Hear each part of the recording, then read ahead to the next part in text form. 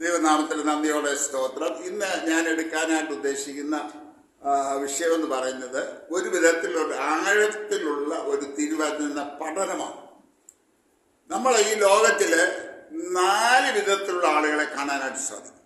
ഒന്ന്, അവിശ്വാസികൾ അഥവാ യേശുക്രിസ്തുവിൽ കൂടെയുള്ള രക്ഷ തങ്ങളുടെ സ്വന്തമാക്കാത്തതായിട്ടുള്ള ഒരു കൂട്ടം ആളുകൾ. ഒന്ന്, അവരെ കുറിച്ച് ഞാൻ അധികം വിശദീകരിക്കാൻ ആഗ്രഹിക്കുന്നില്ല, കാരണം നമ്മൾ ഇവിടെ ഇരിക്കുന്നവരാരും അങ്ങനെയുള്ളവരല്ല. ഇനി രണ്ടാമതൊരു കൂട്ടരുണ്ട്. ഇതിൽ നിന്ന് യേശുക്രിസ്തുവിൽ കൂടെയുള്ള രക്ഷ എന്താണെന്ന് മനസ്സിലാക്കി യേശുക്രിസ്തുവിനെ രക്ഷിതാവും കർത്താവുമായി സ്വീകരിച്ചതായിട്ടുള്ള ഒരു കൂട്ടം ആളുകൾ. അവരെന്തോ നമ്മൾ വിശ്വസിക്കുന്നത്, നമ്മൾ പറയുന്നുണ്ട് അവരെ കുറിച്ച് വിശ്വാസികൾ, ബിലീവേഴ്സ് അല്ലെ, അല്ലെങ്കിൽ രക്ഷിക്കപ്പെട്ടവർ. ആരാ രക്ഷിക്കപ്പെട്ടതെന്നുള്ളത് വചനം നമ്മളെ വ്യക്തമായി പഠിപ്പിക്കുന്നുണ്ട്. റോബർട്ട് എഴുതിയ ലേഖനം 10-ാം അധ്യായത്തിന്റെ 9-ാം വാക്യം അല്ലെ, യേശുവിനെ കർത്താവെന്ന് വായ് കൊണ്ട് ഏറ്റുപറയുകയും ദൈവം അവനെ മരിച്ചവരുടെ ഇടയിൽ നിന്ന് വേർപ്പിക്കുകയും ചെയ്തു എന്ന് ഹൃദയം കൊണ്ട് വിശ്വസിക്കുകയും ചെയ്യുന്നവൻ രക്ഷിക്കപ്പെടും അല്ലെ. യോഹന്നാൻ 1:12 അവരെ കൈക്കൊണ്ട് അവന്റെ നാമത്തിൽ വിശ്വസിക്കുന്ന ഏവർക്കും ദൈവമക്കളാകുവാൻ അവൻ അധികാരം കൊടുത്തു അല്ലെ. അപ്പൊ നമ്മൾ യേശുക്രിസ്തുവിനെ ഹൃദയത്തിൽ വിശ്വസിച്ച് അവൻ നമ്മുടെ കർത്താവും രക്ഷിതാവാണെന്ന് ഏറ്റു പറയുമ്പോൾ നാം എന്ത് ചെയ്തു? രക്ഷിക്കപ്പെട്ടു അല്ലെ. അതിനോട് ചേർന്നുള്ളൊരു വാക്യമാണ് വെളിപാട് പുസ്തകം 3-ാം അധ്യായത്തിന്റെ 20-ാം വാക്യം. എന്താ അത്? കണ്ടാലും ഞാൻ വാതിക്കൽ നിന്ന് മുട്ടുന്നു, ആരെങ്കിലും എന്റെ ശബ്ദം കേട്ട് വാതിൽ തുറന്നാൽ ഞാൻ അകത്ത് വന്ന് അവനോടും അവൻ എന്നോടും കൂടെ അത്താഴം കഴിക്കും. അപ്പോൾ നമ്മുടെ ഹൃദയത്തിന്റെ വാതിൽ കർത്താവിന് വേണ്ടി തുറന്നു കൊടുത്തു കഴിഞ്ഞപ്പോൾ കർത്താവ് നമ്മുടെ ഹൃദയത്തിൽ വസിക്കാൻ ആരംഭിച്ചു അല്ലെ. അതാണ് നമ്മുടെ രക്ഷിക്കപ്പെട്ട ദിവസം എന്ന് പറയുന്നത്. എന്നാൽ രക്ഷിക്കപ്പെട്ട് അവിടെ തന്നെ ഇരുന്നാൽ മതിയോ?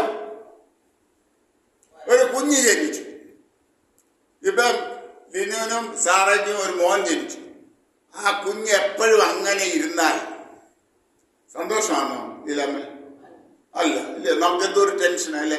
കുഞ്ഞിന്റെ കൈ വളരുന്നു, കാല് വളരുന്നു അല്ലെ, സംസാരിക്കുന്നുണ്ടോ, മുടി വളരുന്നുണ്ടോ, എന്തെല്ലാം ആൻസൈറ്റീസ് അല്ലെ. അതിന്റെ സമയത്ത് അത് നടന്നില്ലെങ്കിൽ നമുക്ക് എന്തോ ഒരു ടെൻഷനാണ്. ഒരു കുഞ്ഞ് പ്രസവിച്ചാൽ ആ കുഞ്ഞ് ഓരോ ദിവസവും വളർന്നുകൊണ്ടേയിരിക്കണമെന്നുള്ളത് ദൈവം വെച്ച പ്രമാണവുമാണ്, നമ്മളൊക്കെ ആഗ്രഹിക്കുന്നതുമാണ്. എന്ന് പറഞ്ഞതുപോലെ ആത്മീയ ജീവിതത്തിൽ ഒരു ശിശുവായി ജനിച്ചാൽ പോരാ, അവിടെ നമ്മൾ എന്ത് ചെയ്യണം? വളരണം. വളരാൻ നാം എന്ത് ചെയ്യണം? ഭക്ഷണം വേണം. എന്താ നമ്മുടെ ഭക്ഷണം? വചനമെന്ന മായമില്ലാത്ത പാൽ കുടിപ്പാൽ വഞ്ചിപ്പി അല്ലെ. അപ്പൊ വചനമാണ്, ദൈവവചനമാണ് നമ്മുടെ ആത്മീയ ജീവിതത്തിന്റെ പ്രധാനപ്പെട്ട ഭക്ഷണം. ഇപ്പം കൊച്ചു കുഞ്ഞിന് നമ്മള് ഫീഡിംഗ് ബോട്ടിൽ വെച്ച് പാൽ കൊടുക്കും, അല്ലെങ്കിൽ മുലപ്പാൽ കൊടുക്കും. ലിനോ വന്നിട്ട് ലീനാമ്മയോട് പറയാം, മമ്മി എനിക്ക് ഇച്ചിരി പാലൊന്ന് കുടിപ്പിച്ചു തരുമോന്ന് ചോദിച്ചാൽ ലീലാമ്മ എന്താ പറയും? വേറെ എടുത്ത് കുടിക്കണം. ഈ മുതുക്കന് ഞാൻ ഇനി പാൽ എടുത്തു തരണമെന്ന് ചോദിക്കും അല്ലേ? അല്ലയോ? അന്നോ അങ്ങനെയാന്നോ ചോദിക്കും? ഞാനാരും ചോദിക്കും അല്ലേ? അപ്പം പാല് ഭക്ഷിക്കേണ്ട ആരാ? ശിശുക്കൾ വളരാൻ ആഗ്രഹിക്കുന്നവർ അവർ തന്നെത്താൻ പാല് കുടിച്ച് വളരണം. അത് പറയാനേ അത് പറഞ്ഞു. എല്ലാവരും ഇങ്ങനെ ഇട്ട് തരുന്ന പാലും കുടിച്ച് ഇങ്ങനെ ഇരിക്കാനല്ല ദൈവം നമ്മളെ കുറിച്ച് ആഗ്രഹിക്കുന്നത്. നമ്മൾ തന്നെ വ്യക്തിപരമായി ദൈവത്തിന്റെ വചനം പഠിച്ച് വളരണം. വചനം പഠിക്കുന്നവരായി മാറണം. ദൈവവചനം വായിക്കാനുള്ളതല്ല, പഠിക്കാനുള്ളതാണ്.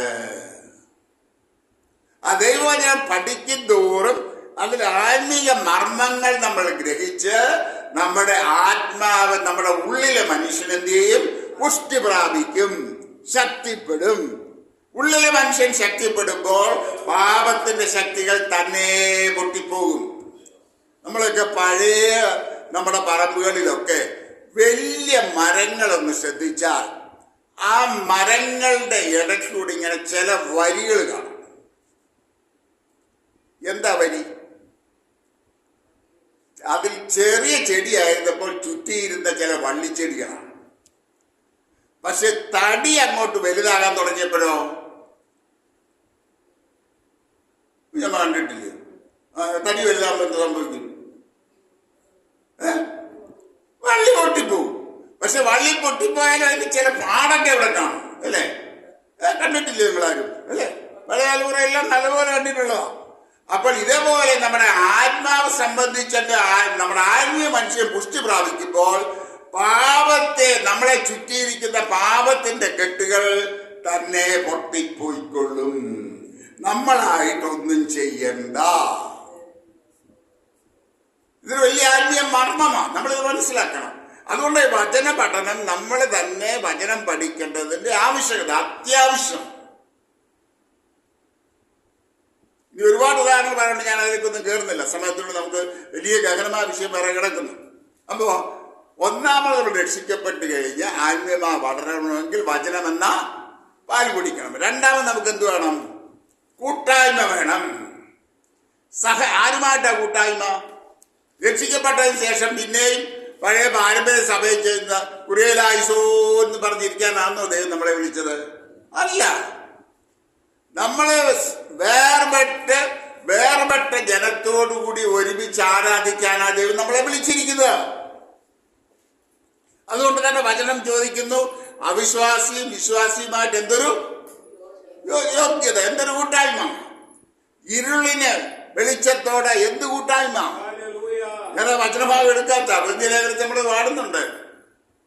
അതുകൊണ്ട് നമ്മൾ രക്ഷിക്കപ്പെട്ട് കഴിഞ്ഞാൽ, വചനം പഠിച്ച് വളർന്നു കഴിഞ്ഞാൽ വേർപെട്ട് ദൈവത്തെ ആരാധിക്കുന്നവരായി മാറണം.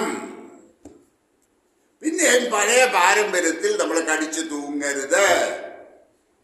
ഈ പാരമ്പര്യം വിട്ട് ഇറങ്ങണമെങ്കിൽ ഇച്ചിരി കട്ടിയ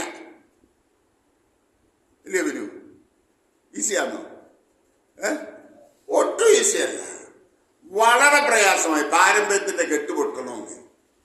കാരണം നമുക്ക് ഇതിന്റെ വില അറിയാത്തത് കൊണ്ടാണ്. പലരും എന്നോട് ഇപ്പോഴും വർത്തമാനം ചോദിക്കും, സാറ് പിന്നെ വേർപെട്ട് പോകേണ്ട കാര്യമല്ലോ ഉണ്ടായിരുന്നു, സാറെ പ്രത്യേകിച്ച് വേണമെങ്കിൽ ഇവിടെ നിന്നാ പോരായിരുന്നു, സാറിന് ഒത്തിരി പ്രയോജനപ്പെടാമായിരുന്നു. ഇപ്പോഴും ഒരുപാട് പേര് പറയുന്നുണ്ട്, വാതിൽ തുറന്നിട്ടേക്ക, പോരെ പോരെ പോരെ. പക്ഷെ ഞാൻ അവരോട് പറയുന്നൊരു കാര്യമുണ്ട്, ഈ വേർപെട്ട ദൈവമക്കളെല്ലാം കൂടെ ഒരുമിച്ച് കൂടിയിരുന്നൊന്ന് ആരാധിക്കുന്നതിന്റെ സുഖം, സ്തോത്രം ചെയ്ത് ഒരു ഹല്ലേലൂയ പറഞ്ഞ് ദൈവത്തെ ആരാധിക്കുന്നതിന്റെ സുഖം ഇവർക്കെല്ലാവർക്കും അറിയാമോ? അതോ ദൈവമക്കൾ ഒരുമിച്ച് കൂടിയിരുന്ന് സ്തോത്രം പാടി കൈയടിച്ച് ഹല്ലേലൂയ പറഞ്ഞ് സ്വാതന്ത്ര്യത്തോടൊന്ന് ആരാധിച്ചാൽ എന്തൊരു ബലമാണോ? ആണെങ്കിൽ അന്നൊന്ന് പറ, ഒന്ന് കൈപൊക്കി ഒന്ന് സ്തോത്രം ചെയ്തേ. ഹല്ലേലൂയ. അതിന്റെ രുചി അനുഭവിച്ചവർക്കേ അറിയത്തുള്ളൂ. ഇത് മറ്റുള്ളവരോട് എത്ര പറഞ്ഞാലും മനസ്സിലാകത്തില്ല. പക്ഷെ രുചിച്ചറിഞ്ഞ് നമുക്കറിയാം, സ്നാനപ്പെട്ട് വേർപെട്ട് ഇറങ്ങിയത് കൊണ്ട് നമുക്ക് ലഭിച്ച അനുഗ്രഹം. ചിലത് നമ്മൾ വിടേണ്ടി വന്നു, ചില നഷ്ടം വന്നു, ചില അപമാനം വന്നു. പക്ഷേ അതിനപ്പുറമായിട്ട് ദൈവം നമുക്ക് എന്ത് തന്നു? നിത്യതയുടെ വലിയ അവകാശം തന്നു, അല്ലേ? ഹല്ലേലൂയ. അതുകൊണ്ട് രക്ഷിക്കപ്പെട്ട് വചനം പഠിച്ച് വളർന്നു കഴിയുമ്പോൾ നാം വേർപെട്ട് ആരാധിക്കുന്നവരായി മാറണം. വേർപെട്ട് ആരാധിക്കുമ്പോൾ അതിനോട് ചേർന്ന് വരുന്ന ഒരു കാര്യമാണ് സ്നാനപ്പെടുക എന്ന് പറയുന്നത്. ഞാൻ ഇതെല്ലാം അടിസ്ഥാന പ്രമാണങ്ങൾ പറയുന്നതിനെ വെച്ചാൽ നിങ്ങൾ മറ്റുള്ളവരെ പഠിപ്പിച്ചു കൊടുക്കാറ്. നിങ്ങളുമായിട്ട് ബന്ധപ്പെടുന്നവർ, നിങ്ങളുമായിട്ട് ഇടപെടുന്നവരോടൊക്കെ ഇത് പഠിപ്പിച്ചു കൊടുക്കണം. അതും ചോദിക്കും, സ്നാനപ്പെടേണ്ട ആവശ്യം എന്താ? ഞാൻ കുഞ്ഞിലെ സ്നാനപ്പെട്ടതല്ലേ. ഞാൻ ഒത്തിരി നാൾ തർക്കിച്ചു നിന്ന, 66-ാമത്തെ വയസ്സ് വരെ തർക്കിച്ചു നിന്നതാണ്. ഞാൻ സ്നാനപ്പെട്ട, ഞാൻ കുഞ്ഞിലെ എന്നെ സ്നാനപ്പെടുത്തിയതാ. പിന്നെ നമുക്ക് ഈ സ്നാനത്തെ കുറിച്ച് പറയാൻ നമുക്ക് സത്യത്തിൽ പലർക്കും അറിയത്തില്ല കേട്ടോ. ഇത് പഠിപ്പിക്കുന്നില്ല. നമ്മൾ എന്തെങ്കിലോ വെറുതെ ആഴത്തുള്ള പഠിപ്പിക്കൽ കൊടുക്കാതെ എന്തെങ്കിലുമൊക്കെ സൂപ്പർഫിഷ്യലായിട്ട് പറയും. എന്നോട് പല പാസ്റ്റർമാരും എന്ന് പറഞ്ഞിട്ടുണ്ട്, കർത്താവായ യേശു ക്രിസ്തു മുതിർന്ന സ്നാനമല്ലേ എടുത്തേ, അതുകൊണ്ട് നിങ്ങൾ മുതിർന്ന സ്നാനം എടുക്കണം. ഞാൻ ചോദിക്കട്ടെ, കർത്താവായ യേശു ക്രിസ്തുവിന്റെ സ്നാനം മാനസാന്തര സ്നാനമാണോ? ആണോ അല്ലോ ഇപ്പം പറയണം? അല്ല, കർത്താവിന്റെ സ്നാനം മാനസാന്തര സ്നാനമല്ല. അത് യോഹന്നാന് തന്നെ വെളിപ്പെടുത്താൻ വേണ്ടിയിട്ട് ദൈവം കൊടുത്തതാണ്. വേറെ പഠിപ്പിക്കലുണ്ട് അതിനകത്ത് ആഴത്തിൽ. കാരണം കർത്താവ് മഹാപുരോഹിതനല്ല, പുരോഹിത ഗോത്രത്തിലല്ല ജനിച്ചത്. അതുകൊണ്ടൊരു മഹാപുരോഹിതൻ അവനെ അഭിഷേകം ചെയ്യണം. യോഹന്നാനോട് ഏതില ജനിച്ചേ? പൗരോഹിത്യ ഗോത്രത്തിലാണ്. അതുകൊണ്ടൊരു പുരോഹിതൻ അവനെ അഭിഷേകം ചെയ്യണമായിരുന്നു. രണ്ടാമത്തെ തെളിവ്. 3, ആ യാഗവസ്തു എന്ത് ചെയ്യണം? പുരോഹിതനാൽ കഴുകപ്പെടണം. അതുകൊണ്ട് യേശു ഒരു പുരോഹിതനാകുന്ന യോഹന്നാൻ സ്നാപകനാൽ കഴുകപ്പെടേണ്ടത് ആവശ്യമായിരുന്നു. അതിനുവേണ്ടി അയച്ചത്. അതുകൊണ്ട് കർത്താവ് പറഞ്ഞു, ഇങ്ങനെ സകല നീതിയും നിവർത്തിക്കണം. ഇതാ നീതി. ഇതറിയാതെ പലരും പറയുന്നത് യേശു മുതിർന്ന സ്നാനം എടുത്തു, നിങ്ങൾ അയ്യോ ഈ മണ്ഡലത്തിൽ നമ്മുടെ വായിന്ന് വരല്ലേ. പിന്നെ എന്തുകൊണ്ടാണ് സ്നാനപ്പെടുന്നത്? എന്നെ ഒത്തിരി ചലഞ്ച് ചെയ്ത വാക്യം എന്താണെന്ന് ചോദിച്ചാൽ ആ വാക്യം ഒന്ന് എടുത്ത് വായിക്കണം. 1 യോഹന്നാൻ 5:8.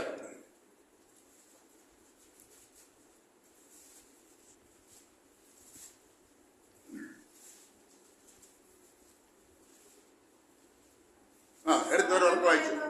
സാക്ഷ്യം പറയുന്നവർ 3 ഉണ്ട്. ആത്മാവേ, ജലം, രക്തം, ഈ 3ന്റെയും സാക്ഷ്യം ഒന്ന് തന്നെ. മതി, ശ്രദ്ധിച്ചാണ്. സാക്ഷ്യം പറയുന്നവർ 3. ആരോട് സാക്ഷ്യം പറയുന്നവർ? പിതാവിന്റെ മുമ്പിൽ നമ്മളെ കുറിച്ച് സാക്ഷ്യം പറയുന്ന 3 ഘടകങ്ങളാണ്. 1 ജലം. എന്താ ജലം സാക്ഷി പറയുന്നത്?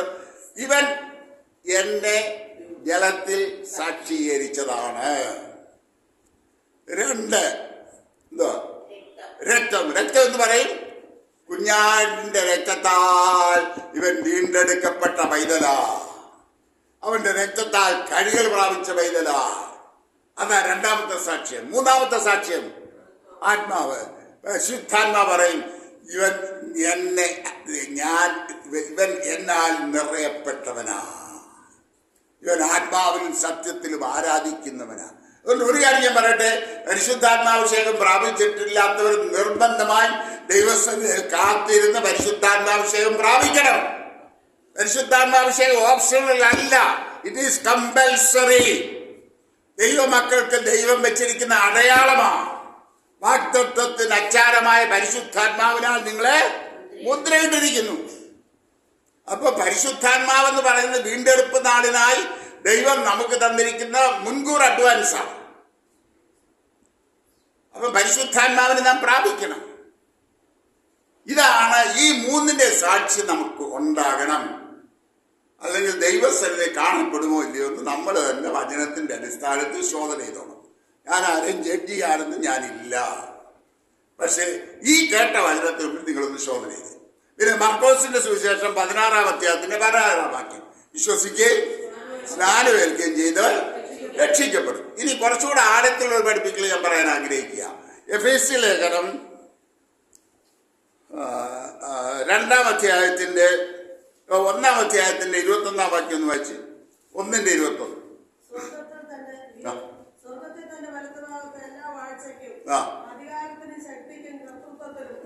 ഈ ലോകത്തിൽ മാത്രമല്ല വരുവാനുള്ളതിലും വിളിക്കപ്പെടുന്ന സകല നാമത്തിനും അത്യന്തം ഇരുത്തുകയും. ആരെ ഇരുത്തിയെന്ന?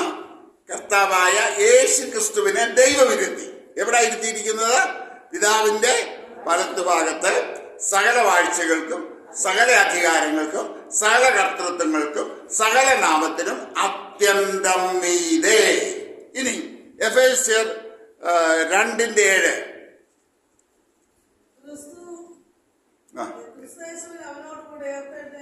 ക്രിസ്തുവേശുവിൽ അവനോടുകൂടെ ഉയർത്തെഴുന്നേൽപ്പിച്ച് സ്വർഗത്തിലിരുത്തുകയും ചെയ്തു.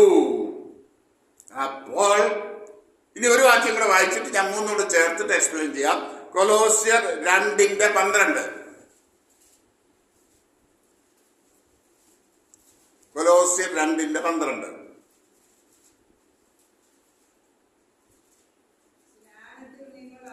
സ്നാനത്തിൽ നിങ്ങൾ അവനോടുകൂടെ അടക്കപ്പെടുകയും അവനെ മരിച്ചവരിൽ നിന്ന് ഉയർത്തെഴുന്നേൽപ്പിച്ച ദൈവത്തിന്റെ വ്യാപാര ശക്തിയിലുള്ള വിശ്വാസത്താൽ അവനോടുകൂടെ നിങ്ങളും ഉയർത്തെഴുന്നേൽക്കുകയും ചെയ്തു. ഇനി 3 വാക്യങ്ങളോട് ചേർത്ത് നിങ്ങൾ എന്റെ കൂടെ വരണം. എല്ലാവരും എൻ്റെ കൂടെ ഉണ്ടല്ലോ? ഉണ്ട്. ഇല മാത്രമേ ഉള്ളൂ? എല്ലാവരും ഉണ്ട്. സ്തോത്രം. അപ്പോ നമ്മൾ ജലത്തിൽ കർത്താവിനെ സാക്ഷീകരിക്കുമ്പോൾ അഥവാ വെള്ളത്തിൽ നമ്മൾ പൂർണ്ണമായി പൊങ്ങിക്കഴിയുമ്പോൾ നമ്മൾ ക്രിസ്തുവിനോടുകൂടെ മരിച്ചു, അവനോടുകൂടെ അടക്കപ്പെട്ടു, അവനോടുകൂടെ ഉയർത്തെഴുന്നേറ്റു എന്നുള്ളതിന്റെ തെളിവാണ്. അപ്പൊ അവനോടുകൂടെ ഉയർത്തെഴുന്നേറ്റ് ഇപ്പം നമ്മൾ സ്നാനപ്പെട്ടവരല്ല ഇപ്പൊ എവിടെ ഇരിക്കുന്നേ? അതോ ബഥേൽ ഇമ്മാനുവേൽ പള്ളിയുടെ ഹോളിലോ? അല്ല, നമ്മളെല്ലാം സ്വർഗത്തിലായിരിക്കുന്നേ. സ്വർഗത്തിൽ എങ്ങനെയായിരിക്കുന്നേ? പിതാവിന്റെ തുള്ളി ചാടത്തെന്താ, പിതാവിന്റെ വലത്തുഭാഗത്ത് സകല ക്രിസ്തുവിനോടുകൂടെ സകല വാഴ്ചകൾക്കും, ഹല്ലേലൂയ, സകല അധികാരങ്ങൾക്കും സകല കർത്തൃത്വങ്ങൾക്കും സകല നാമത്തിനും മേലായി ക്രിസ്തുവിനോട് കൂടെ അവൻ എന്നെയും നിങ്ങളെയും ഇരുത്തിയിരിക്കുക. ഹല്ലേലൂയ. 2:7-10 വരെ ഉണ്ട്. ഞാനത് പിന്നെ എടുക്കാൻ, ബാക്കിയെല്ലാം കൂടെ എടുക്കുന്നത് ഞാൻ അത് എഴുതി വെച്ചിട്ടുണ്ട്. ഇത് മാത്രം ഇരിക്കാൻ നമുക്ക് സമയം ലാഭിക്കണമല്ലോ. വാക്യങ്ങളൊന്ന് പറഞ്ഞാൽ എല്ലാവരും നോക്കി. നമ്മെ കുറിച്ചുള്ള വാത്സല്യത്തിൽ തന്റെ കൃപയുടെ അത്യന്ത സ്ഥലത്തെ വരും കാലങ്ങളിൽ കാണിക്കേണ്ടതിന് ക്രിസ്തുവേശുവിൽ അവനോടുകൂടെ ഉയർത്തെഴുന്നേൽപ്പിച്ച് സ്വർഗത്തിൽ ഇരുത്തുകയും. ആമേൻ, ഹല്ലേലൂയ, ആമേൻ. ഇനി ഇത് കൂടെ എല്ലാം തെളിവ് വേണം. അപ്പൊ നമ്മളെല്ലാരും സ്നാനപ്പെട്ട നമ്മളെല്ലാം ഇപ്പൊ എവിടെ ഇരിക്കുന്നേ? ഉറക്കെ പറ, പിശാചൊന്ന് കേൾക്കട്ടെ. സ്വർഗത്തിൽ ആരോടുകൂടെ? ക്രിസ്തുവേശുവിനോട് കൂടെ. എവിടെ? പിതാവിന്റെ വലത്തുഭാഗത്ത്. ഹല്ലേലൂയ. ഇത് നമുക്ക് ലഭിക്കുന്നത് എപ്പോഴാ? സ്നാനപ്പെട്ട് കഴിയുമ്പോഴാ. അപ്പോൾ അധികാരത്തിന്റെ ശുശ്രൂഷ നമുക്ക് ലഭിക്കണമോ? നമ്മൾ സ്നാനപ്പെടുക തന്നെ ചെയ്യണം. ഞാൻ മുമ്പോട്ട് പോകട്ടെ. സ്നാനപ്പെടണം, പരിശുദ്ധാത്മാഭിഷേകം പ്രാപിക്കണം, വേർപെട്ട് കർത്താവിനെ ആരാധിക്കണം. ഇനി ഒരു കാര്യം കൊണ്ടുണ്ട്, എല്ലാ ദിവസവും നമ്മളെ തന്നെ ശുദ്ധീകരിക്കണം. Daily cleansing. ബാക്കിയെടുക്കാം. 1 യോഹന്നാൻ 1-ാം അധ്യായത്തിന്റെ 7 മുതൽ 9 വരെയുള്ള വാക്യങ്ങൾ.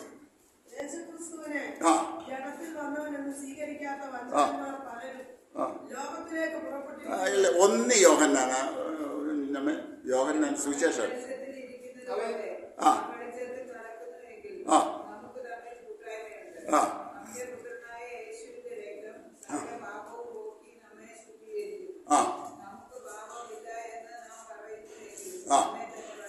ആ ആ അടുത്ത വാക്യം പ്രത്യേകം ശ്രദ്ധിക്കണം.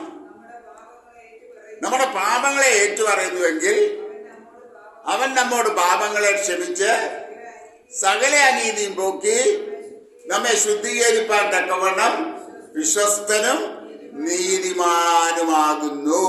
അപ്പോൾ എല്ലാം ഞാൻ ചോദിക്കട്ടെ, ഇവിടെ ഇരിക്കുന്ന ആരെങ്കിലും പൂർണ്ണമായും വിശുദ്ധരാണ് എന്ന് പറയാൻ ധൈര്യമുള്ള ആരെങ്കിലും ഉണ്ടോ? ടിറ്റി പാസ്റ്റർ ഉൾപ്പെടെ ഞാൻ ചോദിക്കുന്നത്. ടിറ്റി പാസ്റ്ററിന് ആദ്യമേ പറഞ്ഞില്ല. നിങ്ങളെല്ലാവരുടെ പ്രതിനിധിയായിട്ട് നമ്മളെല്ലാം ജനസ്വഭാവങ്ങളോട് കൂടിയാണ്. ഞാൻ എപ്പോഴും പറയുന്നൊരു കാര്യം, നമ്മളാരും സ്വർഗത്തിൽ നിന്ന് കെട്ടിയിറങ്ങിയ മാലാഖമാരല്ല. മാലാഖമാർ പോലും തെറ്റിപ്പോയി. പിന്നുണ്ടോ ജഡരക്തങ്ങളോടുകൂടി പാവപ്പെട്ട ഞാനും നിങ്ങൾ, അല്ലേ? പാപസ്വഭാവം നമ്മളിൽ എല്ലാം ഉണ്ട്. ഇതെപ്പോഴും പാപം ചെയ്യാൻ നമുക്ക് ഇങ്ങനെ പ്രൊംപ്റ്റ് ചെയ്തുകൊണ്ട്, ഇങ്ങനെ പരീക്ഷിച്ചുകൊണ്ടേയിരിക്കും. പിശാച് എപ്പോഴും ഏത് ഭാഗത്താ പോരാടുന്നത്? നമ്മുടെ ബലഹീനമായ സ്ഥലത്താവും പോരാടുന്നത്. പെട്ടെന്ന് ദേഷ്യം വരുന്ന ആളാണോ? ദേഷ്യപ്പെടുത്തത്തക്കവണ്ണം ഈ പട്ടിയുടെ വായി കോലിട്ട് കടിപ്പിക്കുന്നത് പോലെ നമ്മളെ കടിപ്പിക്കാൻ നമ്മളെ ദേഷ്യപ്പെടുത്താൻ ചിലരൊക്കെ നമ്മുടെ വീടുകളിൽ തന്നെ ഉണ്ടാവും. ഉണ്ടോ ലീലാമ്മ? ഇല്ല, നല്ല വീട് കേട്ടോ. എല്ലാവരും ലീലാമ്മയുടെ വീട് പോലെ ആയിരിക്കണം അല്ലേ? നമ്മളെല്ലാം പലപ്പോഴും ഇറിറ്റേറ്റഡ് ആയി പോകുന്നവരാണ്. ഇപ്പൊ ബിനുവിന്റെ ഭാര്യ അടുക്കള നല്ല തിരക്കിട്ട് ജോലി ചെയ്തോണ്ടിരിക്കുമ്പോഴാണ് ബിനു അങ്ങോട്ട് ചെന്നോട്ട് 100 കാര്യങ്ങൾ പറഞ്ഞു കൊടുക്കുന്ന ദേഷ്യം വരുമോ നമ്മളെ? വരും, ദേഷ്യം വരും. അങ്ങനെ പെട്ടെന്ന് ചിലപ്പോൾ പൊട്ടിത്തെറിച്ചു പോകും അല്ലേ? നമ്മളെല്ലാം കുറവുള്ളവര്, നമ്മളാരും പൂണ്ടതൊന്നും അല്ല, ജനരക്തങ്ങളോട് കൂടിയാണ്. പക്ഷെ നമുക്കുള്ള ധൈര്യം എന്താ? നാം നമ്മുടെ പാപങ്ങൾ ദൈവസന്നിധിയിൽ ഏറ്റു പറയുമ്പോൾ നമ്മളെ മുഴുവനായിട്ട് കഴുകി വെടിപ്പാക്കി നമ്മൾ ഇതുവരെ ഒരു പാപം ചെയ്തിട്ടില്ലാത്ത വ്യക്തിയായിട്ട് ദൈവം നമ്മളെ കണക്കാക്കുക, മനുഷ്യനല്ല. അതിനെ കുറിച്ച് ഒരു എഴുത്തുകാരൻ പറയുന്ന God is considering me as A just person as if I have never committed even a single sin. ഇത് വലിയ മിസ്റ്ററിയാ, ആർക്കും മനസ്സിലാകത്തില്ല. ഞാൻ ഈ സെൻട്രൽ ജയിലിലെ സുവിശേഷ പ്രവർത്തനത്തിന് കണ്ണൂരായിരുന്ന സമയത്ത് ഒരുപാട് പ്രാവശ്യം പോകുമായിരുന്നു. മാസത്തിലൊന്ന് ഡെഫിനറ്റായിട്ട് പോകുമായിരുന്നു. ഞങ്ങളവിടെ ചില തടവുകാർക്ക് വേണ്ടി ക്ലാസ് എടുത്തു കൊടുക്കുന്നതുകൊണ്ട് ഞങ്ങൾക്ക് 2 പേർക്ക് കണ്ണൂർ സെൻട്രൽ ജയിലിൽ പൂർണ്ണ സ്വാതന്ത്ര്യം ഉണ്ടായിരുന്നു. ഞങ്ങൾ ചെന്നാൽ പോലീസുകാർ ഇൻസ്പെക്ഷനൊന്നും നിൽക്കത്തില്ല. മറ്റേ ഇൻസ്പെക്ഷന് ഞങ്ങളെയൊക്കെ തപ്പി നോക്കി പിടിച്ചിട്ട് പിന്നെ ഞങ്ങളുടെ കൂടെ പോലീസുകാരെ വിട്ടിട്ടൊക്കെ ഞങ്ങളെ സുവിശേഷ വേലയ്ക്ക് പോകുമ്പോൾ വിടാറും. പക്ഷെ എനിക്കൊരു റിട്ടയർഡ് AEOക്ക് ഞങ്ങൾക്ക് പൂർണ്ണ സ്വാതന്ത്ര്യമായിരുന്നു. കാരണം ഞങ്ങൾ ചെല്ലുമ്പോഴേ ക്ലാസ് എടുക്കാനാന്ന് പറയുമ്പോഴേ കയറിയാട്ട് സാറേ എന്ന് പറഞ്ഞു അവർ ഞങ്ങളെ സാറിന് അറിയാമല്ലോ സ്കൂൾ എവിടെയാണെന്ന് ഞാൻ എനിക്കറിയാം പൊറ്റോളം പറയും. അപ്പം ഞങ്ങളിങ്ങനെ വളരെ സ്വാതന്ത്ര്യത്തോടു കൂടിയാണ് അതിനകത്ത് എനിക്ക് ഒരുപാട് പ്രാവശ്യം പോകാനും ഒരുപാടൊക്കെ ഇടപെടാനും ചിലരെയൊക്കെ ദൈവകൃപയൊക്കെ കൊണ്ടുവരാനും ദൈവം ഒരു ഭാഗ്യം തന്നു കേട്ടോ. ദൈവത്തിന്റെ കൃപയാ, ദൈവക്കൊന്നും അല്ല, ദൈവം ചില ഭാഗ്യം തന്നു. അതിലൊരു ഒരു പൈതൽ ഏലിയാസ് എന്ന് പറഞ്ഞവരിപ്പം AGയിലെ പാസ്റ്ററായിട്ട് കണ്ണൂർ ഡിസ്ട്രിക്റ്റിലുണ്ട്. പെട്ടെന്ന് മോഷ്ടിക്കാൻ കയറി പിടിക്കപ്പെടുമെന്നുള്ള അവസ്ഥയായപ്പോൾ കത്തിയെടുത്ത് കുത്തിയതാ. ജീവപര്യന്തം തടവിന് കണ്ണൂർ സെൻട്രൽ ജയിലിൽ കിടക്കുന്ന സമയത്താണ് അവിടെ വെച്ച് അവൻ രക്ഷിക്കപ്പെട്ടത്. അവൻ പൂർണ്ണമസായ സുവിശേഷ വേലയ്ക്കായിട്ട് സമർപ്പിച്ചു. അവൻ വചനം പഠിച്ചു. AGയിൽ ഒരു പാസ്റ്ററായിട്ട് ഇന്ന് വർക്ക് ചെയ്യുന്നു. അങ്ങനെ ഒരുപാട് പേരുണ്ട്. ഞാനിത് പറഞ്ഞു എന്തിനാണെന്ന് ചോദിച്ചാൽ സുവിശേഷത്തിന്റെ ശക്തി, രൂപാന്തരപ്പെടുത്തുന്ന ശക്തി, പാപമോചനം നൽകുന്ന ശക്തി നമുക്കൊന്നും അതിൻ്റെ ആരും അറിയത്തില്ല. കാരണം വെച്ചാൽ നമ്മളൊന്നും വലിയ ഭാഗ്യമൊന്നുമല്ല. നമ്മൾ കൊലപാതകം ചെയ്തവരല്ല, മനഃപൂർവ്വമായി വ്യഭിചാരം ചെയ്തവർ, ചിലപ്പോൾ അറിഞ്ഞോ അറിയാതെയൊക്കെ കൺമുഖത്തിലൊക്കെ വീട് പോയിട്ടുണ്ടാകാം. അപ്പൊ നമുക്കൊക്കെ ഒരു ലേബലുണ്ട്. എന്തുവാ? വിശ്വാസിയല്ല, അറിയുന്നുമല്ല, മര്യാദ പാപികൾ ഇല്ലയോ? നമ്മളൊക്കെ എങ്ങനെ അതൊന്നും നമ്മെ അല്ലേ? നമ്മളൊക്കെ നല്ല മര്യാദ പാപികളാ, വലിയ കുഴപ്പമൊന്നുമില്ല അല്ലേ? പക്ഷെ ദൈവവചനത്തിന് മുമ്പിൽ നമ്മൾ ശോധന ചെയ്യുമ്പോഴോ വചനമാണ് നമ്മുടെ കണ്ണാടി. ദൈവവചനത്തിന് മുമ്പിൽ നമ്മളെ തന്നെ ശോധന ചെയ്യുമ്പോഴാ നമ്മളെ തന്നെ എക്സ്പോസ് ചെയ്യുന്നത്. അതുകൊണ്ടാണ് ദൈവവചനം കണ്ണാടിയാണ്. ഈ കണ്ണാടി നോക്കിയിട്ട് ഞാൻ നോക്കിയിട്ട് അയ്യോ ഞാനാകപ്പാടെ കറുത്തിരിക്കുന്നു, അയ്യോ ഇതെന്തൊരു കണ്ണാടിയാ, എനിക്ക് ഈ കണ്ണാടി വേണ്ട, എനിക്ക് വേറെ നല്ല കണ്ണാടി കൊണ്ടുവന്ന് പറഞ്ഞാൽ ആ കണ്ണാടി നോക്കിയാൽ ഞാൻ പിന്നെയും കറുത്ത് തന്നിരിക്കും, എന്റെ തല പിന്നെയും കഷണ്ടി തന്നായിരിക്കും. മാറ്റം വരുമോ? എന്റെ ഭാര്യയുടെ നനച്ച തലമുടി വല്ല മാറ്റം വരുമോ? ഒരു മാറ്റം വരുന്നില്ല. കണ്ണാടി നമ്മളുള്ളതുപോലെ അത് റിഫ്ലക്ട് ചെയ്ത്. അപ്പം ദൈവവചനം നമ്മുടെ കണ്ണാടിയാണ്. ഹല്ലേലൂയ. ഞാൻ മുമ്പോട്ട് പോകട്ടെ. അപ്പോൾ ഇത്രയും കാര്യങ്ങൾ എല്ലാ ദിവസവും മുമ്പും പറഞ്ഞിട്ടുള്ളതാ. എല്ലാ ദിവസവും രാത്രി കിടക്കുന്നതിന് മുമ്പ് ശാന്തമായിട്ടൊന്ന് തിരിഞ്ഞു നോക്കി അന്നത്തെ ജീവിതത്തിൽ വന്നുപോയതായിട്ടുള്ള കുറ്റങ്ങള് കുറവുകള് ഒക്കെ ദൈവസന്നിധിയിൽ ഏറ്റുപറഞ്ഞ് യേശുക്രിസ്തുവിന്റെ രക്തത്താൽ കഴുകൽ പ്രാപിച്ച് പൂർണ്ണ വിശുദ്ധനായിട്ട് വേണം, വിശുദ്ധയായിട്ട് വേണം രാത്രി ഉറങ്ങാൻ കിടക്കുന്നത്. അതുകൊണ്ടുള്ള ഗുണം എന്താ? യേശു പാദരാത്രിക്ക് വന്നാലും എടുക്കപ്പെടുന്ന വിശുദ്ധന്മാരുടെ കൂട്ടത്തിൽ ഞാനും ഉണ്ടാകും. ഹല്ലേലൂയ. അതാ നമ്മുടെ ബലം, അതാ നമ്മുടെ ശക്തി. അപ്പോൾ ഒരു വിശ്വാസിക്ക് ആവശ്യമുള്ള കാര്യങ്ങളാണ് നമ്മളിവിടെ ചിന്തിച്ചത്. ഇനി രണ്ടാമതൊരു കൂട്ടരുണ്ട്. ആരാന്ന് പറയാം? രണ്ടാമതല്ല, മൂന്നാമത് ആരാ? ശിഷ്യന്മാർ, ഡിസൈപ്പിൾസ്. കർത്താവ് മത്തായിയുടെ സുവിശേഷം 28-ാം അധ്യായത്തിന്റെ 26 എന്താ പറഞ്ഞത്? നിങ്ങൾ ഭൂലോകത്തിലൊക്കെയും പോയി സകല ജാതികളോടും സുവിശേഷം പ്രസംഗിപ്പീൻ. സകല ജാതികളെയും സകല ജാതികളെയും എന്റെ ശിഷ്യരാക്കിക്കൊള്ളുവിൻ എന്നാ പറഞ്ഞത്, അല്ലേ? ആന്നോ? ഒന്ന് വായിച്ചേ.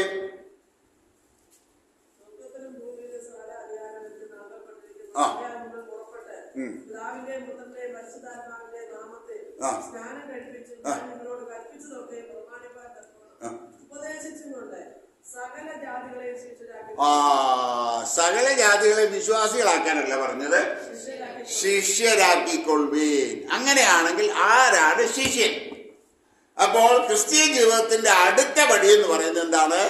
ശിഷ്യത്വം, ദ ഡിസൈപ്പിൾഷിപ്പ്. ഇനി ആരാണ് ശിഷ്യൻ? നമുക്കൊരു വാക്യം എടുക്കാം. ലൂക്കോസ് 9:23. ആരാണ് ശിഷ്യൻ? പിന്നെ അവൻ എല്ലാവരോടും പറഞ്ഞത്, എന്നെ അനുഗമിപ്പാൻ ഒരുവൻ ഇച്ഛിച്ചാൽ അവൻ തന്നെത്താൻ നിഷേധിച്ച് നാൾതോറും തന്റെ ക്രൂശ് എടുത്തുകൊണ്ട് എന്നെ അനുഗമിക്കട്ടെ.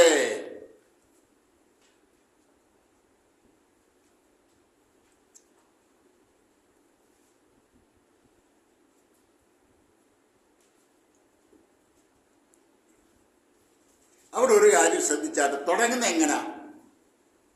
ഒരുവൻ എന്നെ അനുഗമിപ്പാൻ ഇച്ഛിച്ചാൽ. അത് വായിച്ചിട്ട് വല്ലതും തോന്നിയോ? കർത്താവ് എല്ലാവരെയും വിളിക്കുന്നൊന്നുമില്ല. ഈ സത്യം ഒന്ന് മനസ്സിലാക്കണം. നമ്മുടെ ചിലരുടെയൊക്കെ പാപം, എന്റെ പാപം ചിലപ്പോഴൊക്കെ എന്ന് പറഞ്ഞാൽ, അയ്യോ ഞാനില്ലെങ്കിൽ തമ്പുരാന്റെ വേലയൊന്നും നടക്കത്തില്ല, അയ്യോ എന്തോ ഒരു കഷ്ടമല്ലേ, ഞാനൊരു വലിയ അനിവാര്യ വസ്തുവാക്കാം തമ്പുരാൻ എന്നാ പലപ്പോഴും എന്നെ എന്താ, ഞാൻ നല്ല പ്രാസംഗികനാണ്, ഞാൻ അതാണ് ഇതാണ്, ഞാൻ കോളേജിലെ പ്രിൻസിപ്പലാണ്. പ്രിയമുള്ളവരെ, ഈ ഇവിടെ കർത്താവ് പറഞ്ഞതെന്നറിയാമോ? നിന്റെ വലിയ യോഗ്യത കണ്ടോണ്ടോ, നിന്റെ വിദ്യാഭ്യാസം കണ്ടോണ്ടോ, നിന്റെ സ്ഥാനമാനം കണ്ടോണ്ടോ ഒന്നും അല്ല ഞാൻ നിന്നെ വിളിച്ചത്, കൃപയാലാണ് ഞാൻ നിന്നെ വിളിച്ചത്. ഈ നല്ലവരെ നോക്കി ദൈവം ശിഷ്യനെ തെരഞ്ഞെടുത്തിരുന്നെങ്കിൽ ആദ്യം ആരെ തെരഞ്ഞെടുത്തേനെ?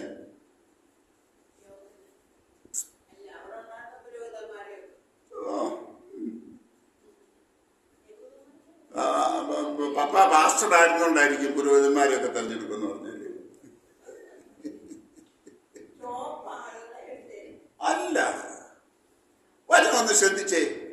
ഒരു മനുഷ്യൻ കർത്താവിന്റെ അടുക്കിലേക്ക് വന്നപ്പോൾ കർത്താവിനോട് അവനെ നോക്കിക്കൊണ്ട് പറഞ്ഞു, ഇതാ സാക്ഷാൽ ഇസ്രയേല്യൻ, ഇവനിൽ കപടം ഒന്നുമില്ല. ആരെ കുറിച്ചാ പറഞ്ഞേ? നഥനയേൽ. അങ്ങനെയാണെങ്കിൽ ആദ്യം എടുക്കേണ്ട ശിഷ്യൻ ആരാ? ഇറ്റിപ്പാസം ഉണ്ടായിരുന്നെങ്കിൽ ചിലപ്പോൾ അന്ന് എടുത്താനുമായിരിക്കും, അറിയത്തില്ല. അത് വേറെ കാര്യം. നമ്മുടെ കോൺടെസ്റ്റ് അതല്ല.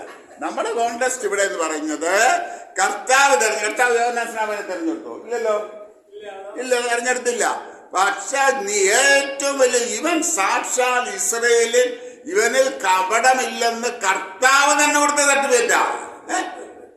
ആ സർട്ടിഫിക്കറ്റ് കൊടുത്തവനെ തമ്പുരാൻ എന്താ പിടിച്ച് ശിഷ്യനാക്കാൻ? നീ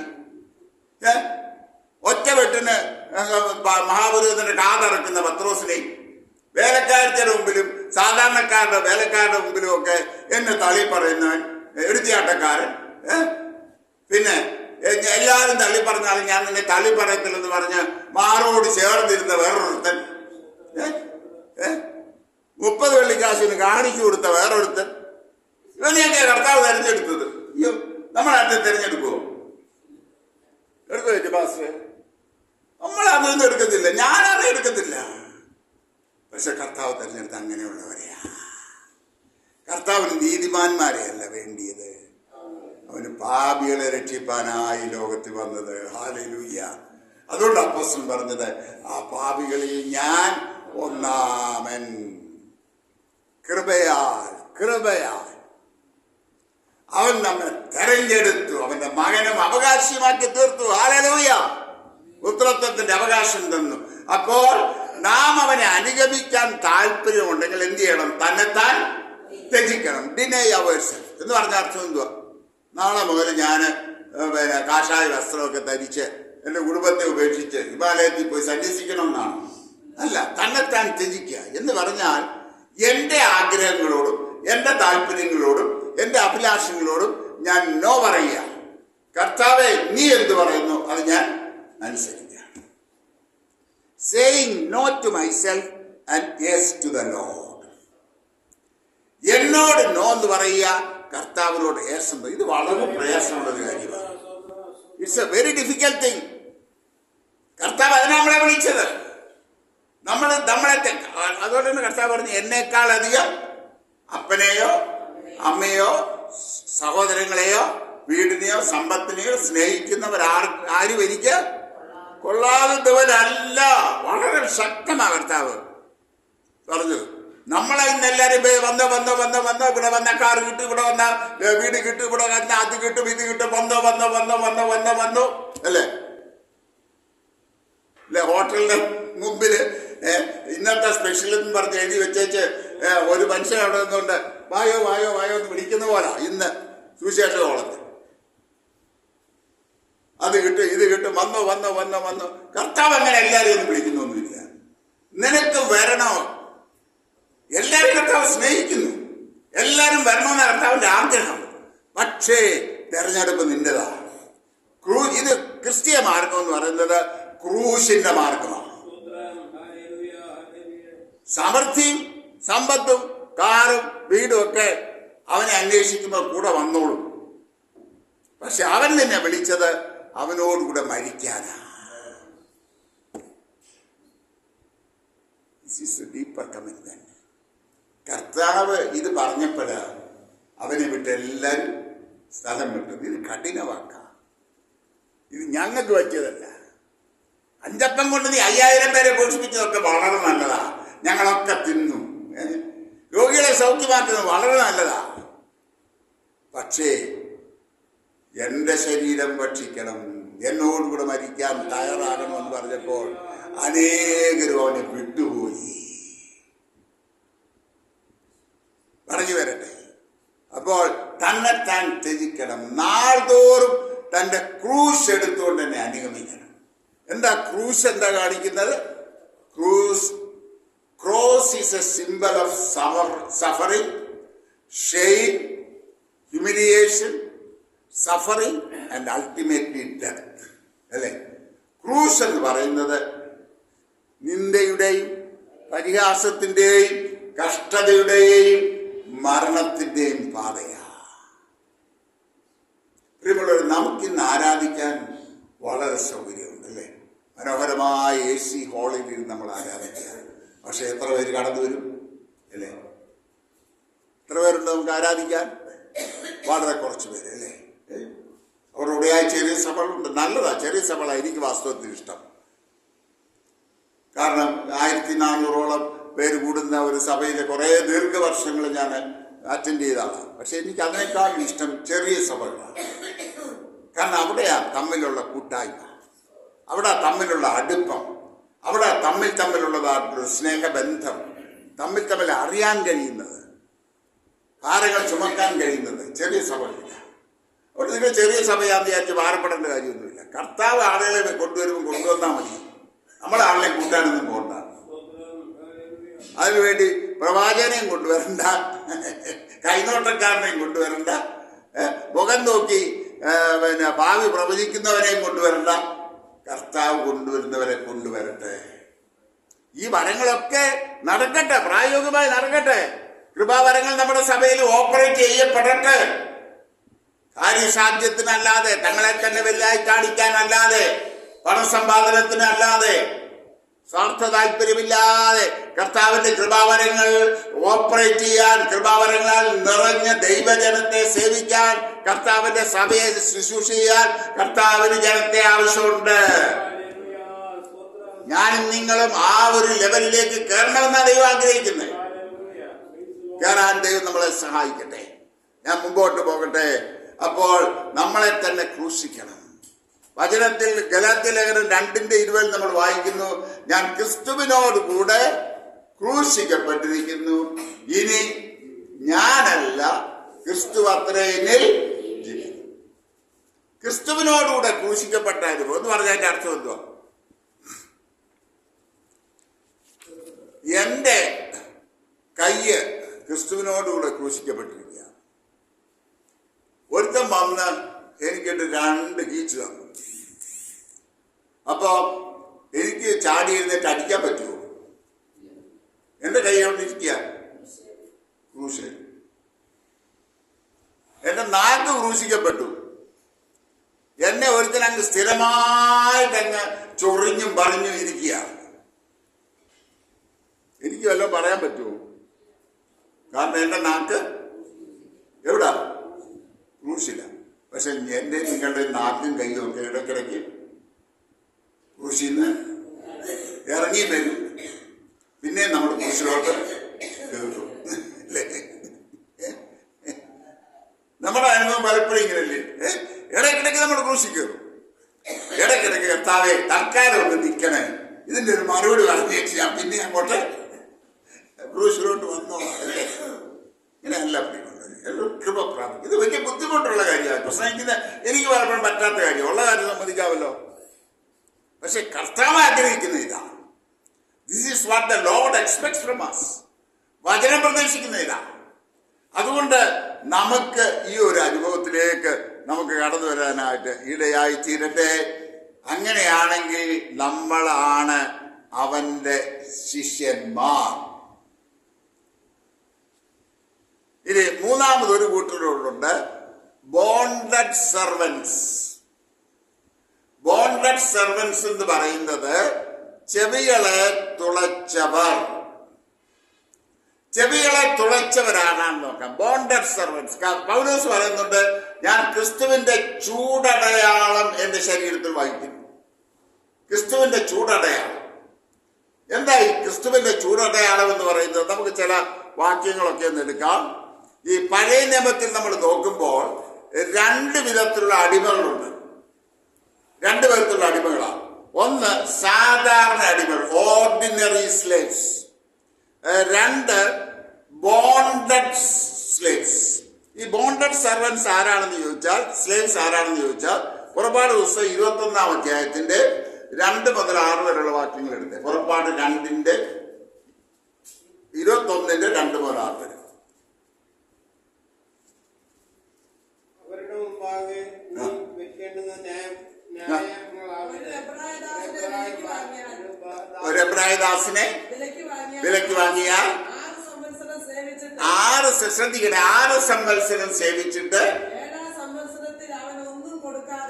7-ാം സംവത്സരത്തിൽ അവൻ ഒന്നും കൊടുക്കാതെ സ്വതന്ത്രനായി പോയിക്കൊള്ളട്ടെ.